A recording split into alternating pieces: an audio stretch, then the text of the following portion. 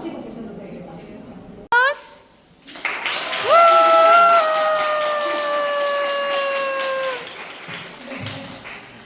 일단 쌤들 너무 바쁘실 텐데 다들 오늘 이렇게 구하우스에 오셔서 컬렉터 토크에 참여해 주셔서 정말 감사드리고 저희가 총 7명의 컬렉터들이 모여서 한 4점에서 7점 정도를 제출을 해서 지금 구하우스에서 전시를 하고 있잖아요. 그래서 혹시라도 아직 전시 안 보신 분들은 토크 마치고 전시를 보시면 좋을 것 같고 7명이 다 참여하면 좋겠지만 지금 7명 중에 2명은 외국이고 1명은 또 직장인이어가지고 다는 참여하지 못해도 그 중에 그래도 정말 많은 분들이 궁금해할 것 같은 컬렉터가 누굴까. 그래서 손정아 큐레이터 선생님하고 저하고 고민을 좀 하다가 아무래도 양태호 디자이너 선생님의 컬렉션에 대한 이야기 그리고 또 배우 소유진 선생님에 대한 컬렉션에 대한 이야기를 다들 궁금해할 것 같아서 이 두 분이 토크를 하고 저는 어차피 제 컬렉션은 제 유튜브에도 많이 보여주고 이러니까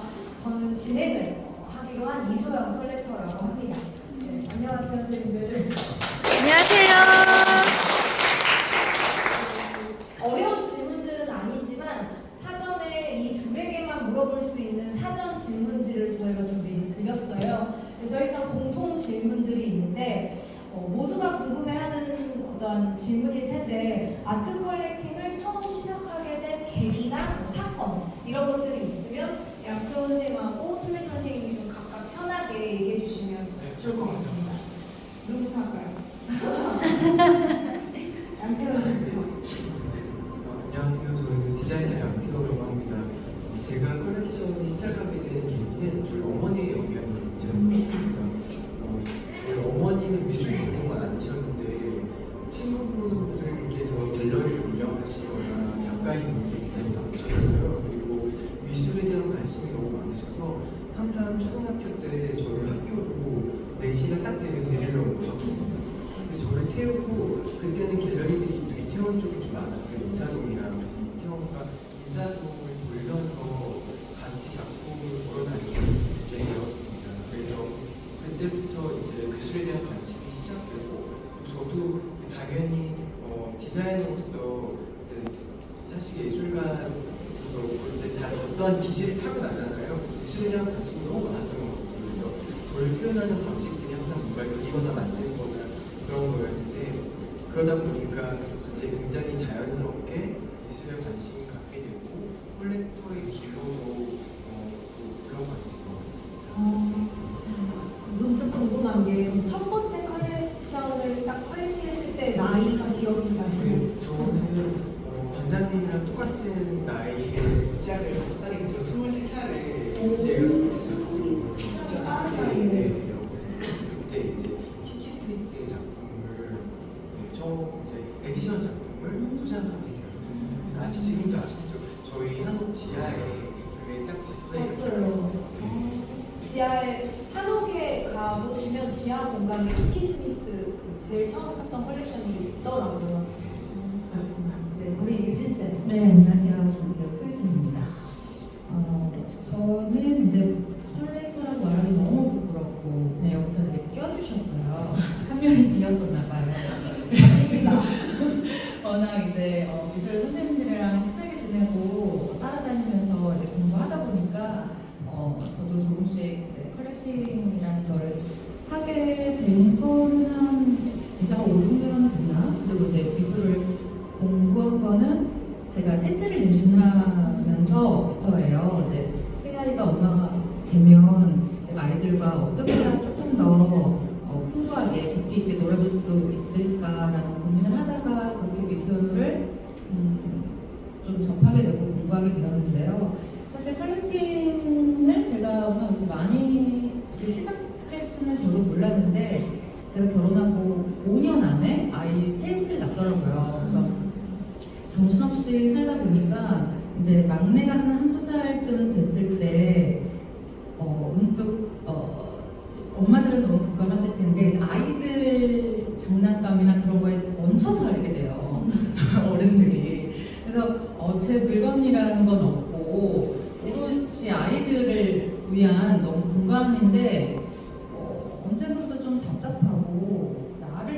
바쁘시더라고요. 근데 이제 내 물건 정말 내 거 이런 걸 좀 집에다 두고 싶은데 저도 집에 애착이 많아서 근데 바닥에 두면 아이들이 또 힘들 거고 그래서 벽을 이제 둘러보기 시작했었어요. 그래서 그래 벽이다 해서 벽에 그림을 너무 걸고 싶다 이런 그때부터 막 샘솟았던 것 같아요. 그래서 근데 또 가족이 같이 사는 공간이다 보니까 이제 남편한테도 좀 내가 이제부터 안 그래도 미술 조금씩 공부하고 있는데 뭐 하나씩 걸어도 되겠냐 했을 때 이제 이수영 선생님 유튜브에 나오겠지만 남편이 그림을 그리는 건 상관없는데 자기가 사주에 물이 부족하다며 너무 불이 많대요. 보시다시피 불이 맞네. 정말 사주도 그렇더라고요. 자기가 좀 물이 부족한데 그런 느낌이 드는 그림이면 자기가 괜찮을 것 같다. 그래서 이제 그때부터 막 좀 물에 관한 그런 그림들을 이제 페어를 가거나 이래도 내가 이제 컬렉팅을 할 수 있다는 마음에 그런 걸 찾아 헤매기 시작했죠. 그래서 어느 순간 막 블루존이 생길 정도로 마루에서 남편 방 가는 길에 제가 막 다 파란걸 걸어놓고 근데 그러면서 엄청 많이 배우고 더욱더 공부하게 되면서 아 정말 재밌구나 그렇게 좀 시작이 된 것 같아요. 네. 되게 중요한 이야기인 것 같아요. 왜냐면 한 집에서 가족이 함께 살 때 함께 의논해서 벽을 사용해야 되잖아요. 근데 그랬을 때 제가 생각할 때는 꼭 블루가 아니어도 뭔가 이참에 나를 미술 작품을 사게 했다라는 그 포인트였던 것 같고 제 유튜브에 제가 여기 집에 찾아가서 집을 막 찍은 게 있어요. 근데 아무래도 소유진 선생님 너무 유명하다 보니까 댓글에 전국에 있는 사주 하시는 분들이 다 와가지고 물은 뭐다 뭘 걸어라 제가 매일 그 댓글 아침마다 또 올라왔네 이러고 있는데 사람들이 볼 때는 뭔가 다른 컬렉터들과는 다른 계기로 시작을 했지만 또 모든 작품이 그런 식으로 펼쳐지진 않아서 시간이 흐르니까 시작이 그렇게 시작되다 보니까 맞아요. 뭐든지 시작하는 게 중요하고 어려운데 어떻게 보면 잘 뚫어주신 거예요. 그렇게 시작을 해봐라. 너무 좀 포커스를 해서 시작을 했더니 이제는 더 공부하면 할수록 조금 다른 이제 뭐 색채들 다른 걸 이제 좀 많이 걸어도 스며든다고 할까? 그렇잖아요. 습관이 있어요. 그래서 5, 6년째 열심히 이제 이것저것 컬렉팅을 해보고 있어요. 가족의 지지를 받는다는 건 진짜 중요한 얘기인 것 같아요. 두 번째 질문은 아트 컬렉팅을 할 때 유독 이제 아트 컬렉팅이라는 게 사실 한 번 한 사람은 없고 계속 하게 되거든요. 그래서 우리는 이 행위에 대해서 중독이라는 단어를 쓰는 것 같은데 시작을 아예 안 했거나 계속하거나 이렇게 되는 것 같아요. 근데 두 번째 질문이 뭐냐면 아트 컬렉팅을 하다 보면 유독 개인이 끌리는 작품들이 있는데 본인도 모르게 그것의 공통점을 찾기도 하거든요. 그래서 두 분은 유독 어떤 작품에 끌리는 것 같은지 컬렉팅을 하다 보니까 페어쌤부터 한번 저는 작품을 소장하는 거에 있어서 저의 어떤 지적 갈망을 채워주는 게 굉장히 중요하거든요.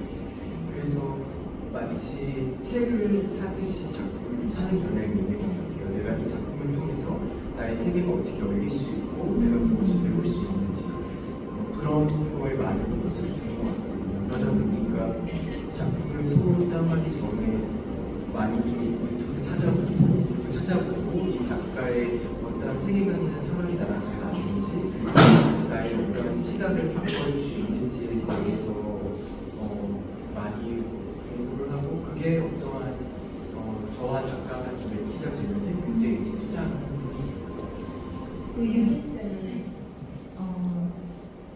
저도 작품을 선택할 때는 뭐가 제일 중요하냐면 저는 이제 일단 직업이 배우이기 때문에 어떤 작품을 봤을 때 상상의 여지가 굉장히 많은 작품을 좀 좋아해요. 구상이든 추상이든 물론 작가가 의도하는 것도 있지만 그냥 어떤 글을 봤을 때 저도 나름대로의 스토리가 나만의 스토리가 펼쳐지는 그런 게 너무 좋아요. 그래서 이제 육아도 하고 그러다 보면 현실이 점점 좀 좁아지고 내가 해야만 하는 것들이 많아지면서 이제 내가 현실에서 보는 게 좁아지는데 미술은 한 번 보면서 막 드라마가 펼쳐지는 거예요. 근데 뭐 애들 뭐 재우고 드라마를 봐야겠다. 또 드라마는 길잖아요. 영화는 막 시간을 내서 봐야 되고 그러는데 어떻게 이게 하나의 장면에 한 편의 드라마가 펼쳐질까? 그러니까 그런 내가 또 이렇게 저렇게 상상을 펼칠 수 있는 그런 나에게 영감을 줄 수 있는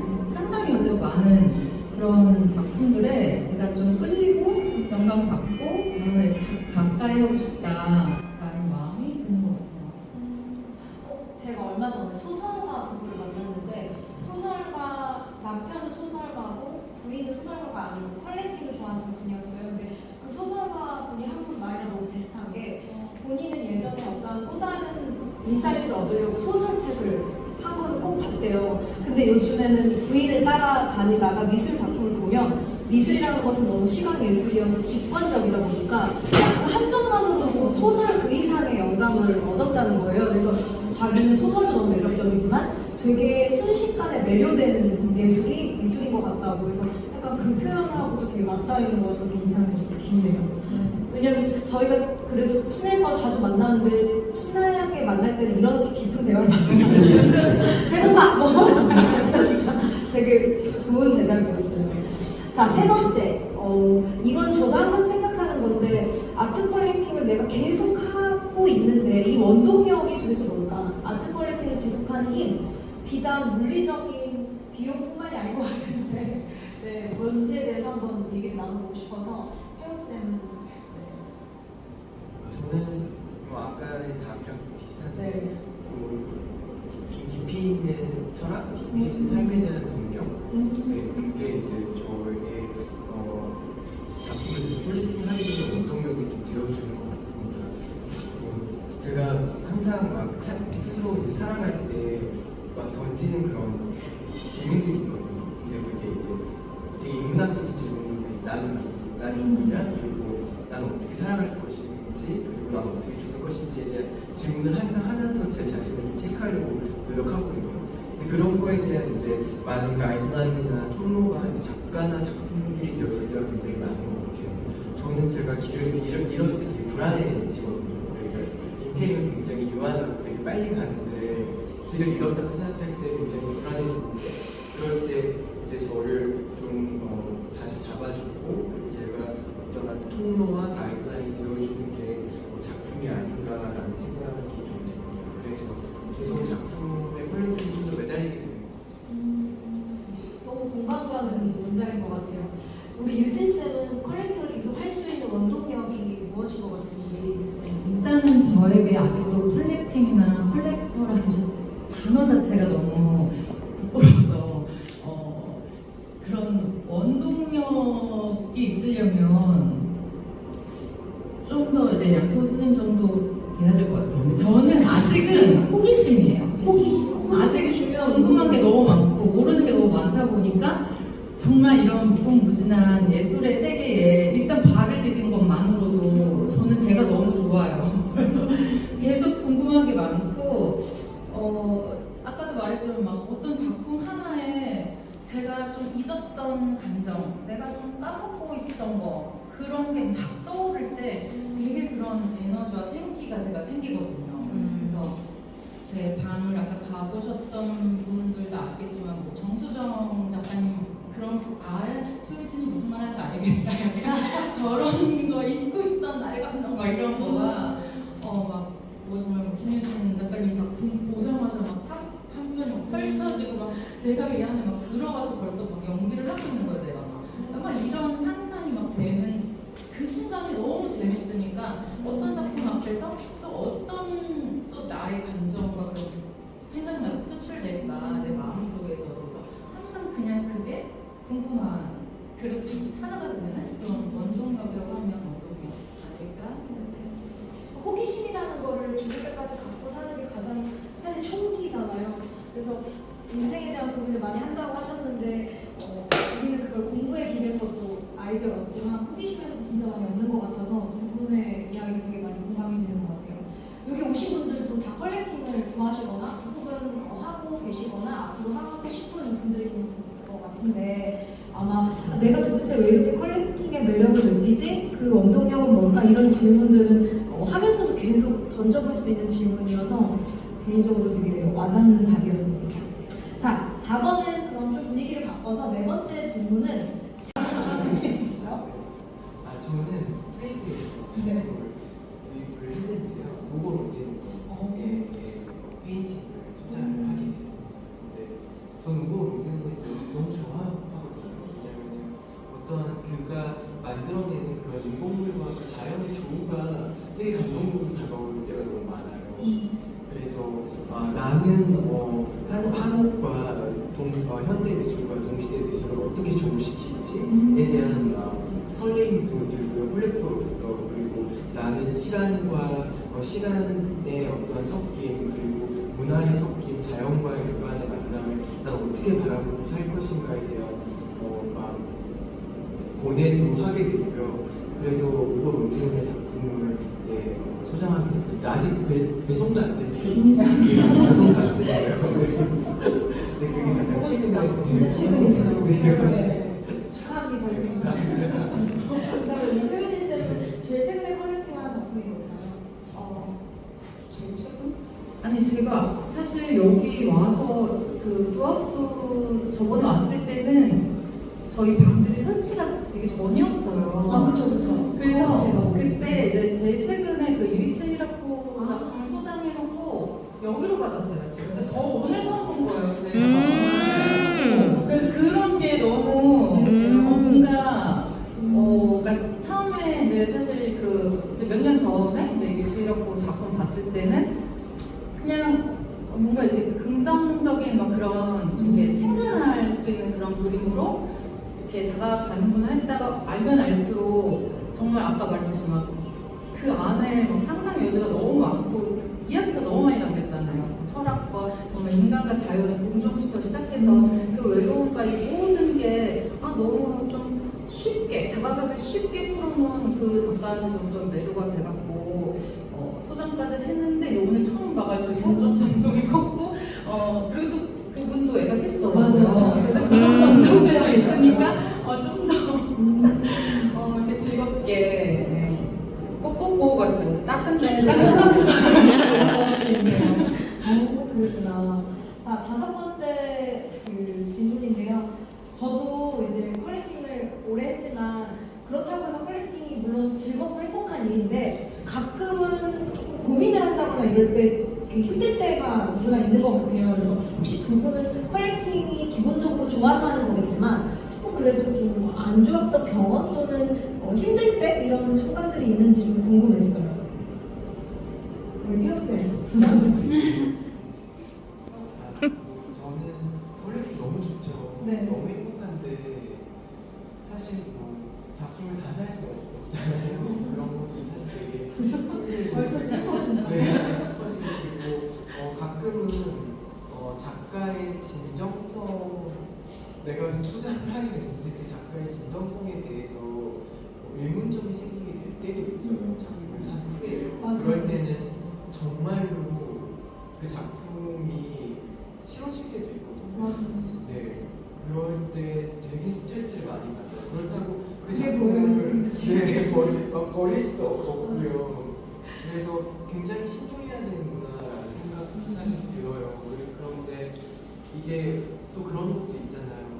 이 작가가 그 진정성을 확인하려면 어느 정도의 시간이 검증을 해줘야 되는데 가끔은 이미 그 시간이 검증이 다 되면 내가 살 수 없는 가격대로 올라가 버릴 때도 있는데 그래서 어떻게 보면 가끔은 갬블 아닌 갬블을 해야 될 때도 있죠. 그런 부분들이 굉장히 좀 겁이 나기도 하는 것 같아요. 근데 그렇지만 그 작품의 주제나 철학이 그냥 이 사람은 진짜 그냥 끝났다. 더 이상 볼 게 없다. 이 주제 하나만으로도 너무나 많은 엄청난 작품들이 나올 수 있다는 생각이 드는 분들의 작품을 소장했을 때는 그냥 무한한 지지가 보내지는 것 같습니다.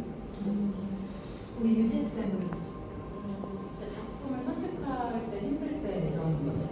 그것도 되고 아니면 컬렉팅이라는 어떤 이 행위가 내 삶의 하나의 어떤 취미인데 취미는 물론 재밌어서 하는 거지만 중간중간에 이렇게 태우스 쌤처럼 또 다른 감정들을 맞닥뜨리게 되는구나 좀 힘들거나 고민이 될 때는 언제인지. 그래서 이제 좋은 작품을 선택한다라는 건 진짜 그 기준은 나인 것 같고, 그리고 전 좋은 작품은 좋은 사람으로 빗대서 많이 생각을 하거든요.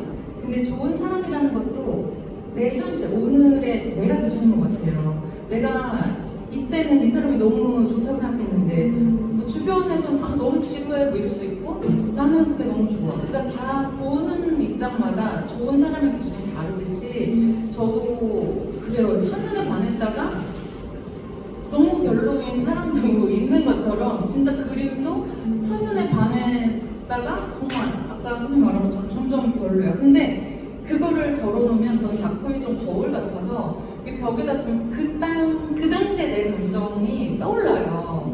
그래서 그래 우리가 뭐 실패한 사랑도 어차피 나의 꼬리표처럼 그때의 나 그리고 그래서 좀 슬퍼도 그 당시에 나를 좀 기억할 수 있어서 추억이 되고 또 좀 저는 그거는 진짜 좀 슬프더라고요. 좀 충동적으로 살 때가 있어요.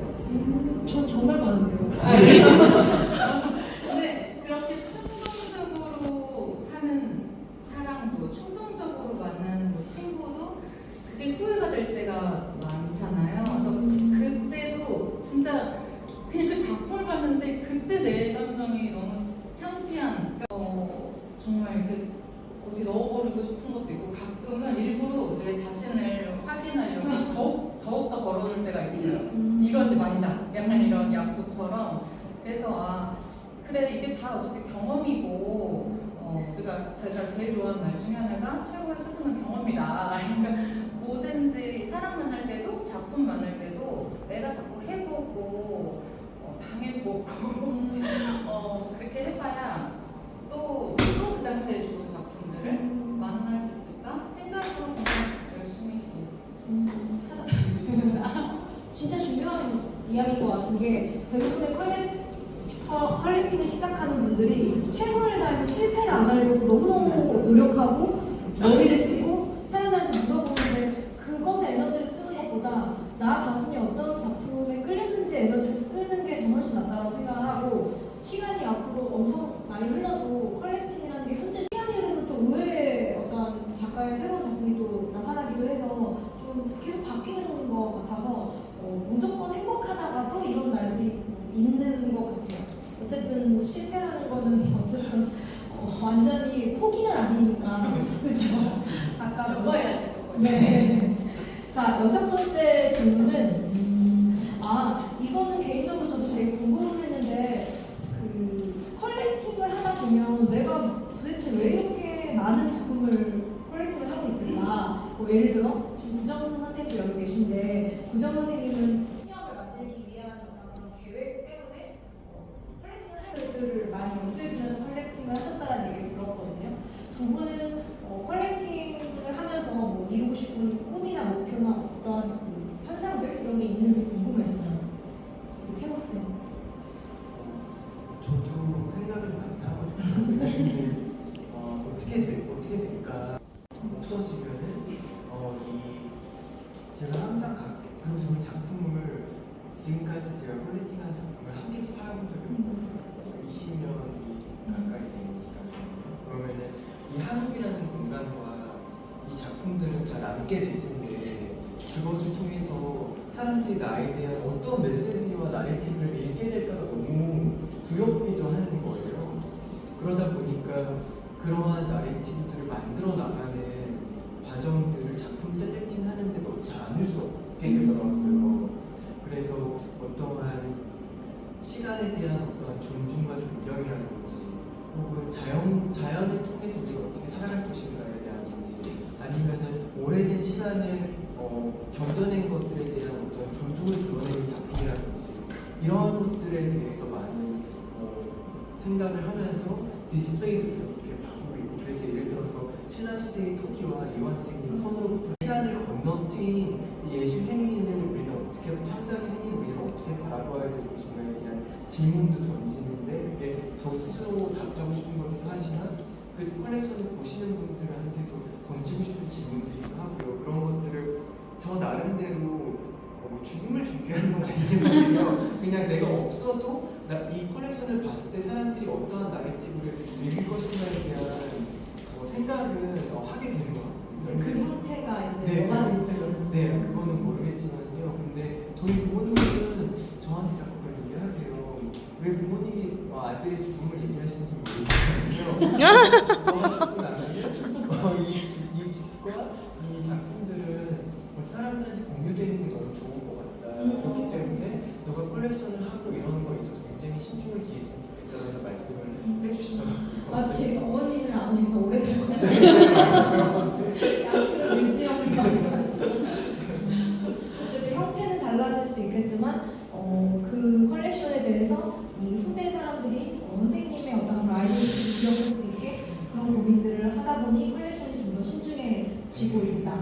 저는 계획이나 꿈 사실 그런 꿈 같은 집에 살고 계시잖아요. 양표 선생님처럼 그 공간과 그 사람과 그리고 작품 그런 게 다 어우러지는 그런 집에서 저도 이제 좀 살아보고 싶다. 소영 선생님도 왜냐면 제가 아까 이제 시작은 아이들 왜냐면 그 집이 이사할 때가 제가 셋째를 임신할 때 이사를 해서 우리 집은 보면 다 아이들 맞춤이에요. 맞아요. 되게 낮은 세면대부터 그러니까 처음부터 그렇게 인테리어를 하고 공사를 하고 들어왔거든요. 그러니까 아이들한테 너무 좋은데 만약에 이제 이사를 간다면 뭐 집을 짓거나 하면 이번에는 나의 취향도 좀 반영돼서 처음부터 그게 좀 있잖아요, 선생님. 이렇게 공간을 미술을 이렇게 좀 하면 그때 그런 계획이 없으니까 어떻게 보면 그냥 이렇게 벽에 이렇게 그런 느낌으로 입회를 해서 모두가 좀 취향을 즐길 수 있는 그런 집에 한번 머물고 싶다. 그런 꿈을 꿔봅니다. 근데 이거는 가정이 있고 자녀가 있는 어머님은 항상 이런 생각을 할 것 같아요. 일단은 나만의 취향이 아니라 아이들도 너무 빨리 크니까 계속 바뀌잖아요, 물건들이. 그래서 되게 현실적이고 솔직한 답변이었던 것 같습니다. 이쯤에서 우리가 여기 오신 분들에게 현장 질문도 좀 받아보고 그 다음에 제 다음 번호로 넘어갈게요. 혹시 저희가 한 중간 정도 했어요, 토크를. 근데 좀 궁금했던 것들 있으면 현장에서 좀 질문을 받아볼까요? 두 분 다 말씀을 너무 잘하시죠?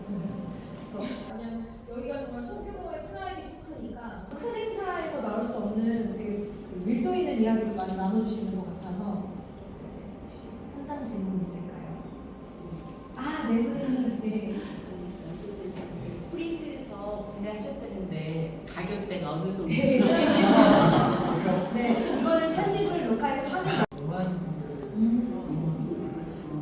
투명 페인팅이구나. 지금 권민주 쌤도 네. 컬렉션에 그 공모 풍경이 있잖아요. 올라가시면 권민주 컬렉터가 소장하고 있는 물건들은 페인팅이 있는데 크기 한 40cm, 30cm 알까요? 그 정도. 또 질문 있으실까요? 현장 질문.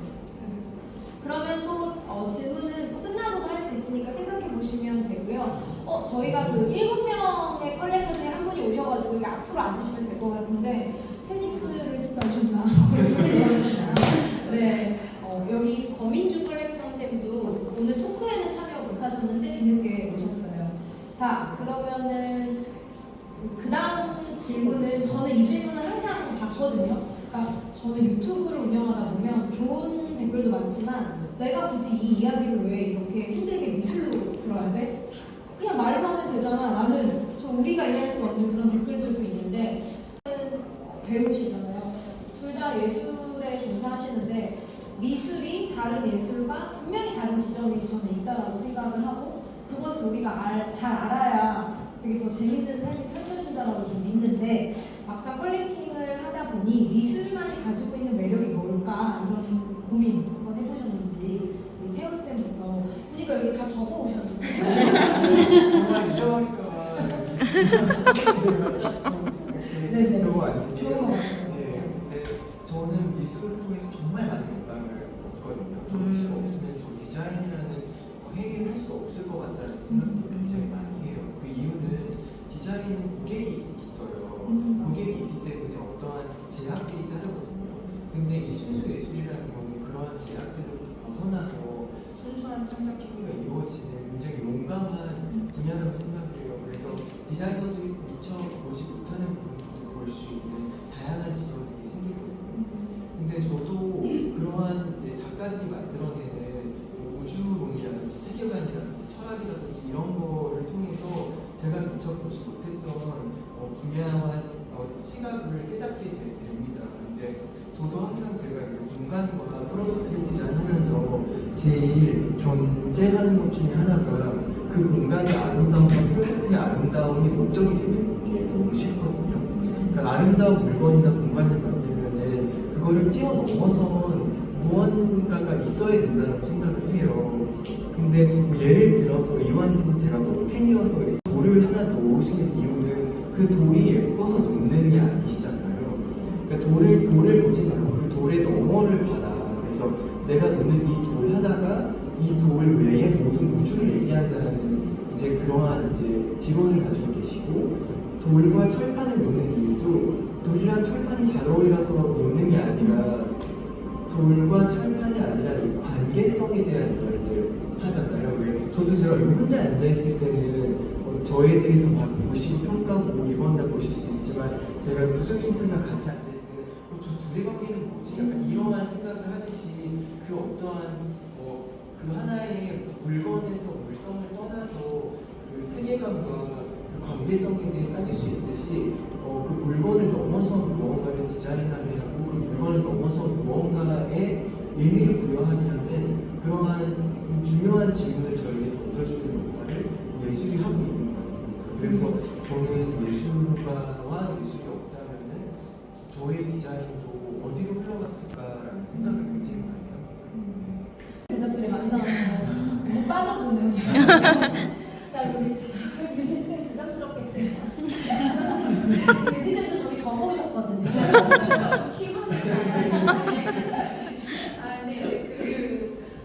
미술이 다른 예술과 다르죠. 미술 다른 예술은 제가 뭐 범접할 수 없고 제가 모르는 분야이기 때문에 저는 또 제가 배우 생활을 지금 24년 차 되었는데요. 배우는 일단 네. 연극적이네요. 그죠, 연극적이죠. 이제 모든 연극이나 드라마나 이제 작가가 쓰여진 것을 저한테 들어와서 다시 내가 만들잖아요. 그래서 근데 이제 미술은 어쨌든 제가 보니까 훨씬 제 해석이 많이 들어갈 수 있고 상상을 할 수 있죠. 근데 제가 아까도 거듭 말씀드리지만 이게 그냥 집에서 아이들 키우다 보면 상상이 약해진다는 걸 너무 느껴요. 근데 이제 배우들은 상상을 못하면 정말 끝이라고 생각하거든요.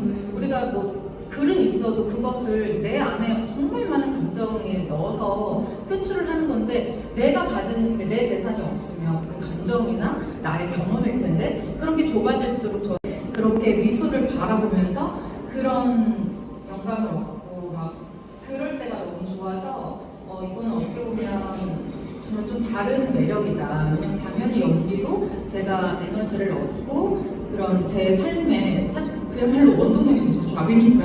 근데 이제 그거를 잘하기 위해서 미술이 뒷받침되는 게 저에게 얼마나 지금 깊은 영향을 주고 있는지 이제 그 매력을 이제 말로 할 수 없다. 그리고 이제 그건 일이고 또 이건 이제 취미이기 때문에 그러니까 그게 좀 이제 전 다르다고 생각해요. 취미의 매력과 일의 매력. 이제 당연히 일도 매력이 있지만 그거는 좀 책임감이 많이 있고 부담감도 있고 이걸 잘해내야 된다는 이제 그런 게 있는데 미술은 취미니까 즐겁게 내가 정말 즐겁고 좋은 것만 습득을 해도 되잖아요.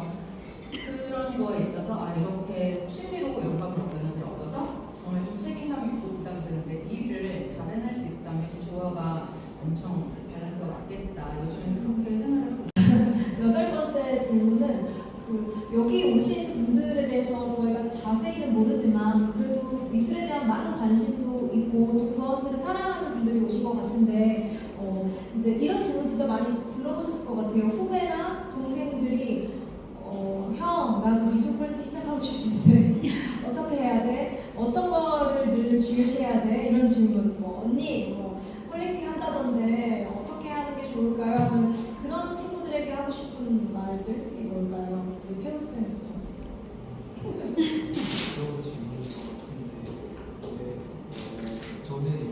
퀄리팅을 하기에 앞서서 작가와 작품에 좀 관심을 갖는 게 중요하다고 생각해요. 퀄리팅, 모으는 행위도 굉장히 중요해요.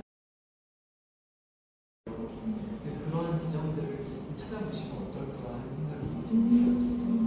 좋은 인사이트입니다. 유진 쌤. 저는 일단 저한테도 이제 그런 분들이 한두 명 생겨요. 그죠. 물어보고. 네. 저는 일단 어떤 스타일이 좋은데 너의 취향은 뭐야? 이렇게 물어보면 모르겠어. 미술 너무 어려워. 모르겠어. 이제 막 이렇게 된단 말이에요. 근데 그 취향이라는 말이 어떻게 보면 어려운데 그 나를 잘 돌아보면 사실 나 옷은 내 취향을 알겠는데 오히려 그러면 잘 생각해보면 옷은 진짜 많이 사봤을 거예요. 이렇게도 입어봤다가 남들이 안 어울린다고 했다가 내가 그걸 보고 막 이러다가 내 취향을 찾아갔을 건데 그림이라고 하면 일단 좀 가격이 비쌀 것 같고 시작을 잘못할 것 같고 옷은 막 아무거나 사봐도 될 것 같고 이러는데 전 똑같다고 생각하거든요. 취향은 그러니까 취향이라는 말이 될 때까지는 되게 만들어져 봐야 된다고 생각해요. 그래서 사람들께서 만나봐야 내 친구 취향이다 뭐 음식도 그렇고 다 자꾸 먹어봐야 내 취향 생기듯이 처음부터 너무 막 겁내지 말고 막 비싸다 막 이렇게 하지 말고 정말 그냥 우리가 너무 페어도 많고 접할 수 있게 그냥 계속 일단 가는 게 중요한 것 같아요. 그래서 많이 보고 많이 느끼고 그리고 정말 우리가 이제 신진 작가들 것부터 사서 걸어보면서 정말 그러다 보면 공부하고 이 사람은 파생되어서 자꾸 연구를 하다 보면은 또 어떤 거가 궁금해지고 그렇게 돼서 할 것 같거든요. 그래서 겁내지 말라고 저는 하거든요. 나도 그랬다. 그래서 좋은 작가나 그리고 이제 좋은 작가를 이렇게 딱 공부하기에는 이제 우리가 너무 아직 어려운 단계다. 어차피 사람이 운영하는 거기 때문에 갤러리가 그 반장님의 취향이 되게 담겨가고 있더라고요. 있어? 왠지 이거 여기 살 것 같아. 막 이런 것처럼 어떤 갤러리의 팬이 돼서 그러다 보면 또 사람과 친해지니까 또 물어보는 것도 좀 자연스러워지고 해서 그러다 보면은 좀 넓어지지 않을까. 네, 감사합니다. 그 마지막 공식 질문인데 사실은 이 공간이 구하우스 컬렉션이고 저기 구정수 선생님도 계신데 두 분 다 구하우스에 처음 온 것도 아니고 또 여러 번 또 여기서 전시까지 하셨는데 구하우스 컬렉션 느꼈던 느낌들 이런 거 솔직하게 얘기해 주시면 소통의 시간이 될 것 같은데 정수 쌤이 앞에 있다고 신경 쓰지 마시고 쌤부터 감이 없습니다. 50년이라는 컬렉션의 역사를 시간 동안 작가와 이제 미술이라는 분야의 중수 없이는 불가능하다는 생각이 들어요. 근데 저는 제일 좋은 게 작품을 보면 그 사람이 보이는 게 너무 좋아요. 컬렉팅을 이렇게 보면 그리고 저는 이제 창피하지만 사실 두 번째 작품이긴 해요. 근데 그때 처음에 왔을 때도 작품을 보면서 어떤 분일까, 도대체 어떠한 분이길래 이러한 취향의 작품들을 모으시게 됐을까, 이러한 작가들의 콜렉션 했을까 굉장히 궁금했거든요. 근데 오늘 뵈니까 그 궁금증이 좀 풀리는 것 같다는 생각이 들었습니다. 그거에 대한 이야기를 저랑 그 관장님이랑 좀 나누고 네, 그 유진 쌤은 구하우스 컬렉션 감상한 의미를 느끼고 일단 구하우스 자체가 너무 아름다운 공간에 정말 부정선 대표님이 이렇게 중심 잡고 있으신 것 자체가 이 구하우스가 50년 전통을 이렇게 이어올 수 있는 것 같고요. 그래서 저도 보면서 너무 감동을 많이 했고 그 첫 작품들을 막 있잖아요. 그래서 이제 그 스토리를 이렇게 따라가다 보면 자꾸 이렇게 사람들한테 말하게 되고 끌어당김이 있는 그런 것 같아요. 여기 제 지역 위치도 그렇고 뭔가 이 공기 흐름 자체가 뭔가 이렇게 그래서 저는 점점 계속 좀 기대되는 그런 곳이라고 생각하고 그리고 이렇게 대표님이 정말 어떻게 보면 이렇게 작품도 많지만 대표님이 여기 계시는 것 자체가 그리고 우리 강아지도 그렇지만 이게 너무 떠오를 때 너무 기분 좋은 그런 그림이 떠오르잖아요. 뭔가 항상 이렇게 계실 것 같고 막 강아지 뜨는 거 같고 내가 이렇게 좀 친화적으로 갈 수 있는 그런 곳인데 이제 50년이 돼서 너무 좋고 좀 더 또 많은 분들이 사계절 연애 또 아름다운 곳이니까 많이 또 오셨으면 좋겠다 그런 생각이 계속 들더라고요. 그 진행을 하면서 평상시에도 태호쌤을 많이 만났고 유지쌤을 많이 만났는데 평상시보다 훨씬 좀 다른 이야기를 해주셔가지고 너무 재밌는데 제가 이분들을 이렇게 보면서 생각을 했어요. 내가 왜 이렇게 아트 컬렉터들하고 만나는 걸 좋아하지? 근데 가만히 지켜보면 요즘에 너무 인기 많은 프로그램 얘기를 잠깐 해도 될까요? 흑백의 일상.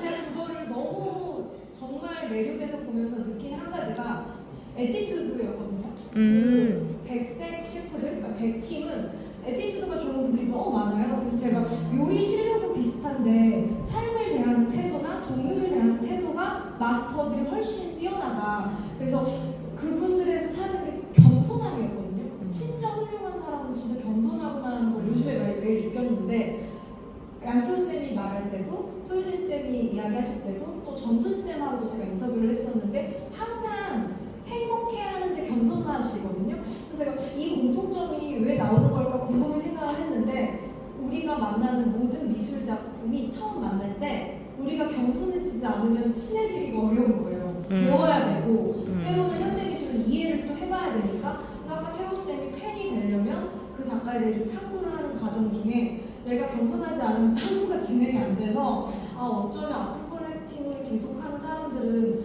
매일 새로운 작품을 만나면서 겸손함이라는 걸 본인도 모르게 체득을 하는구나 그런 생각이 문득 들었던 토크였어요. 두 분을 계속 살펴보니 오신 분들 중에 난 이런 질문 궁금했는데 이런 게 안 나왔다 좀 하고 싶다 이런 거 있을까요? 편하게. 네 선생님 감사합니다. 너무 분들의 방을 즐겁게 봤는데요. 그 많은 컬렉팅 하에 구하우스에 보내주신 작품을 어떻게 선택하셨는지 궁금합니다. 그거 되게 중요한 질문인 것 같아요. 일단은 전체적인 그 라인업이 컬렉터가 세워지잖아요. 근데 이제 저는 일단 구하우스를 의식하지 않을 수는 없었어요. 제가 가지고 있는 작품들이 다 너무 재미없게 진지하게. 진지하게 느껴지지면 어떡할까 혹은 너무 색상도 좀 너무 지나치게 차분하고 그렇게만 바라보시면 어떨까 해서 조금은 제가 가지고 있는 작품 중에서 이센트릭한 작품들 중에서 골라보았습니다. 그래서 사이먼 후지와라의 작품 2개와 그리고 메디사키 작품 그리고 이제 안규천 선생님의 양을 셀렉팅해서 이제 보내드리게 됐죠. 근데 제가 사이먼 후지와라도 그렇고 메디사키도 그렇고 너무 좋아하는 이유는 그 동시대성을 굉장히 잘 가지고 노는 작가들이라는 생각이 들었어요. 그래서 굉장히 명민하게 미술 역사를 꿰뚫고 있으면서 자기가 지금 이 시대에 해야 되는 이야기가 뭔지를 아는 작가들 그리고 안규천 선생님은 너무나 스토리텔러시기도 하고요. 그리고 또 특히 이번에 제가 낸 모든 작품들의 주인공들이 거의 동물들이거든요. 그래서 그러한 또 동물을 통해서 뭔가 희화하고 이러한 점들도 같이 좀 피처하고 싶었습니다. 설명을 들으니까 또 생각해보니까 메디사키 작품에도 동물이 있고 그죠? 안규천 선생님도 이제 그러니까 탈에 쓰고 있는 양 근데 그 작품도 제가 초장하게 됐을 때 안규천 선생님이 저한테 물어보셨거든요. 태호 씨는 양의 탈을 쓴 표범이냐 표범의 탈을 쓴 양이냐 저도 잘 모르겠다고 양의 탈을 쓴가 봐요. 그래서 뭘까요? 막 우리는 잘 모르겠다고 했더니 선생님께서 뭔지는 상관없다고 대부분의 현대인들이 잘 모른다고 얘기하시더라고요. 그렇지만 자기가 쓰고 있는 그 탈과 자기의 모습을 통해서 자기 주변 사람들을 이렇게 하면 된다는 얘기를 해주셨던 것 같아요. 그래서 와닿았어요. 제출하실 때 어떤 기준으로? 일단 저는 이제 처음이에요. 제가 가진 작품을 이렇게 전시라는 이름으로 한 첫 그런 전시라서 일단 또 구하우스잖아요. 제가 너무 긴장을 많이 했어요. 저는 이 작품 고를 때가 너무 긴장되고 차라리 이렇게 딱 있으니까 이제 마음이 좀 편해졌는데 사실 너무 다 좀 너무 쟁쟁한 미술가 교육인 뭐 디자이너면서 너무 직도 정말 미술관 같은 뭔가 막 미술에 종사하시는 분에서 내가 어떻게 살아남아야 될 것인가를 생각한 것 같아요. 내가 여기서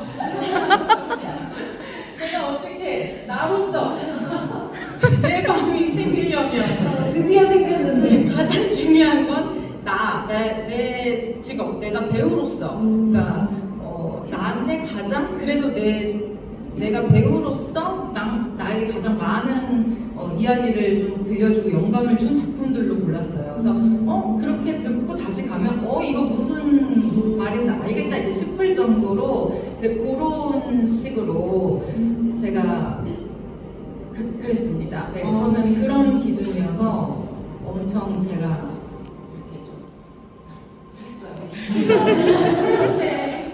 그래서 여성이 등장하는 작품이 되게 많았어요. 그래서 이번 작품이 좀 더 나를 좀 내 마음을 좀 세울 수 있는 그런 작품들이었어요. 그리고 이제 제 소장품도 어떻게 보면 되게 반짝이는 스티를 때는 제가 그 유리병을 씌웠었거든요. 근데 여기는 벗겨져 있더라고요. 저는 이제 일부러 유리병까지 씌운 거는 우리가 너무 화려한 직업이지만 그 안에서만 화려하거든요. 그 밖에서는 그냥 바라보는 거예요. 그래서 근데 내 인생이 그러니까 정말 이 화려한 구두, 유리병 안에 갇힌 화려한 구두 같지 않을까? 라는 마음으로 그 소장품 고르는 것도 힘들게 네, 그런 의미를 담아서 그래서 내가 그 안에서 반짝일 수 있도록 날 도와줬던 작품들로 해서 한번 초이스를 했습니다. 좋은 질문이었네요. 재밌는 이야기를 감사합니다. 현장에는 토크에는 참석하지 않은 권민주 컬렉터도 있기 때문에 혹시 이번 전시나 또는 컬렉터나 혹은 여기 구정순 관장님 계셔서 편하게 질문 있으시면 한두 분 더 받아보고. 저는 콜렉팅을 할 때 중요하다고 생각하는 요소들이 많기는 한데 요즘 작품 자체도 있겠지만 공간간의 매칭도 중요한 요소라고 생각을 해요. 그래서 사실 요즘 작가님 같은 경우는 한옥이라는 특수한 공간에서 신경을 쓰고 계시고 한데 이런 작품도 너무 마음에 들어요. 근데 내 공간과 과연 어울릴 수 있는 작품이 있다면 어떻게 대처를 하시는지 모든 연수가 수장고에 어차피 다 소장할 수 없는 거고요. 그리고 제 공간과 잘 맞고 결국에는 작품의 퀄리티도 보여줘서 그게 저에 대한 하나의 익스프레션 중에 하나가 되거든요. 그거를 보여주는 게 굉장히 중요하다고 생각해서 저는 좀 가만히 소개를 하고 저의 공간에 잘 맞는 작품을 선택하는 경향이 좀 강한 것 같긴 해요. 그럼 저 되게 순간 궁금한데 너무 매력적인 작가인데 네. 정말 내 인생의 작가야. 막 나의 가치관도 맞았어요. 근데 한옥이라는 선생님의 공간과 어울리지 않으면 과감히 그때도 네. 근데 사실 포기하지 않은 작품이 오빠 있잖아요. 있죠. 네. 그때 그 지하 공간을 다 뜯어내고 지하 전체를 레노베이션을 한 적이 있거든요. 그리고 심지어 그 작품이 그 지하 공간으로 들어오지 못하는 사이즈여서 제가 물과 그 셀을 다 뜯고 공간을 아예 만들어버렸군요. 공간을 만들게 된 자오자오의 중국 작가의 피스가 하나 있기는 합니다. 그래서 근데 다시는 안 그럴 것 같아요. 그게 처음이자 마지막에 작품이 아니었으니까 이제는 너무 좀 물론 퀄리티분이 집 전체를 막 역할을 하시는 분도 계시지만 저는 아직 그런 큰 용기가 없어요. 아니 근데 그 지하실에 들어가 보면 지하에 이렇게 들어가 보면 진짜 어울리게 잘 공사를 했던 것 같아요. 에 대한 어느 정도의 존중이 필요하다고 생각이 해요. 맞아요. 저는 그냥 작품을 소장하고 그거를 아무렇게나 걸어놓는 것을 그 작가분이 얼마나 마음이 아프시겠어요. 맞아요. 그렇기 때문에 저는 작품을 소장하게 되면 그거에 어울리는 공간과 세팅을 만드는 노력을 좀 합니다. 그래서 지금도 우고 런던의 작품이 아직 안 들어왔지만 그 작품 어디다 볼지 어떻게 보여줄지 이제 바다의 씬이거든요. 어떻게 보면 바다와 강이 만나는 지점 같기도 하고요. 호수 같기도 한데요. 그것과 어울리는 나의 소장 따는 어떠한 빈티지한 코리안 아트는 뭐가 있을지, 오미스는 뭐가 있을지 이런 고민들을 하고 있어요. 그래서 즐거운 고민이죠. 마지막 질문 할까요? 우리 또 것까지 하겠습니다. 네, 여기 하시고 그다음 순서대로 제가 꼭 최근에 로사로이 작품에 대해 네. 관심을 갖고 있는데 그 부하우스에 왔다가 이제 소유진님께서 전시품으로 내주신 작품을 봤는데 로사로이 작품 이제 내주신 작품을 봤을 때 어떤 끌림을 느끼셨고 어떤 스토리를 상상을 하셨는지 좀 궁금해요. 그냥 약간 비공개인데. 왜냐 제 마음이니까 그죠. 제가 상상을 할 수 있는 여지가 그냥 좋은 게 너무 끌린다고 했잖아요. 근데 이거는 이제 뭐라지 좀 편집을 해주세요. 웨이텍스를 봤을 때 갇혀져 있어요. 그리고 하나는 뭐 딸기 먹을래 막 이러고 있고. 근데 그게 무슨 스토리인지는 잘 몰라도 그러니까 저는 먼저 제가 좀 상상하고 설명을 보는 스타일이에요. 내가 그냥 막 상상이 나는 작가 의도를 보고 또 다시 보는 게 너무 재밌어서. 근데 이제 그때 제가 너무 그런 뭐지 이제 그 현실이 답답하고 그럴 때 그냥 뭔가 나갔다. 이제 그렇지만 이 애도 난 거야. 그러니까 그 옆에 있는 애도 막 나처럼 이렇게 막 하고 싶고 막 뭔가 이 이중적인 이런 모습에 제가 그걸 계속 보고 있었던 거예요. 그래서 이번에 작가님도 몰랐으면 좋겠고 이런 마음을 우리 집에서도 몰랐으면 좋겠지만 뭔가 그런 이 작품을 보면 그렇게 생각했던 내가 또 거울처럼 비춰지니까 이러면서도 우리 또 긍정적으로 살아야죠 이렇게 마음 먹고 뭔가 그걸 투영시켰다는 게 제일 좋잖아요. 그래서 엄청 끌렸던 이제 그러고 나서 사실 그러니까 뭐 로사로이 우리가 원래도 좋아했지만 그거를 소장하려고 되게 막 돈을 열심히 모았단 말이에요. 로사로이가 거울자 같이 여자 두 명을 그리는데 아까 말한 그 초록색 풀숲 안에 여자가 들어가 있고 나가려고 하고 한 여자는 바깥에 있고 그걸 보고 되게 자신 같다라고 얘기 많이 하시더라고요. 네, 그럼 오늘 저희 이제 마지막 질문으로 우리 아까 선생님이 정순 쌤한테 질문하시려고 하셨었나봐요. 안녕하세요.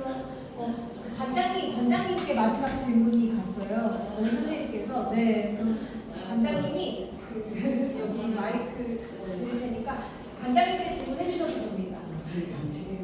반칙을 쓰는 거. 저는 이곳에 처음 왔는데 이 친구가 여기 북한관 갤러리 지인 전시로 와가지고 이 친구가 여기를 가보자 해서 왔는데 선생님께서 1974년 박수근 선생님 작품을 구매하신다고 하셨는데 그러면 어느 정도로 구매하셔서 이런 기준을 개입하셨는지 그게 궁금해서. 롱 스토리 아니에요. 오늘 밤새야 될 것 같아요. 근데 가보세요. 오늘 선생님 만날 시간이 어차피 못하고 있는데. 그 인터뷰할 때 또 그랬고 그 조수빈 씨하고 인터뷰할 때도 제가 그런 어떤 이야기를 했는데 이거는 옥드 레코드다 하는 게 있었어요. 그러니까 왜냐면 아무래도 이건 방송을 타는 거고 오늘 이 자리는 방송이 아니니까 꺼야 돼. 그래서 이제 어느 정도 40대 초반이 되면서 사실은 그러면 뭘 할까? 내가 사회사업을 하면 그때부터 이제 사회사업에 할 수 있는 내가 할 수 있는 이런 걸 많이 생각하고 좀 이렇게 해외 다닐 때도 그런 시각을 리서치하고 그랬었어요. 하나를 그 돈으로 살 수 있는 돈이에요. 그래서 한 달 동안 점심시간에 시간을 뺏겨서 갤러리 저희가 1시간을 꽉 채워서 토크를 진행을 했는데요. 우리 다시 한번 바쁜 시간, 이렇게 시간을 내서 밀도 높은 이야기를 해준 우리 태호쌤과 유지쌤에게 감사의 말씀을 드립니다. 이것으로 저희 컬렉터 토크는 마치겠습니다. 그럼 여기서 마치도록 하겠습니다, 선생님들. 감사합니다.